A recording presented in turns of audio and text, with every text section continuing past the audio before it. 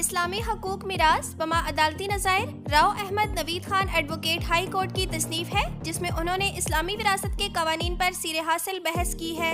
اس کتاب میں عدالتی نقطہ نظر سے میراث کی تقسیم کے اصولوں کو واضح کیا گیا ہے۔ مصنف نے وراثت کے متعلق مختلف پیچیدہ مسائل کو سادہ انداز میں بیان کیا ہے، جیسے کہ وارث کون ہے، کون محروم ہوگا اور کن حالات میں وراثت کے اصول تبدیل ہو سکتے ہیں۔ مصنف نے سادہ اور عام فہم زبان میں اسلامی احکامات کو بیان کیا ہے، جس سے اس کتاب کی افادیت بڑھ گئی ہے۔ اس کے علاوہ خواتین کے وراثتی حقوق، سوتیلے رشتہ داروں کے حصے اور اسلامی اور شرعی نقطہ نظر سے میراث کی تقسیم کے دیگر پہلوؤں کو تفصیل سے بیان کیا گیا ہے۔ کتاب میں قانونی دفعات کے ساتھ ساتھ عملی مثالیں بھی دی گئی ہیں تاکہ قاری آسانی سے ان تصورات کو سمجھ سکے۔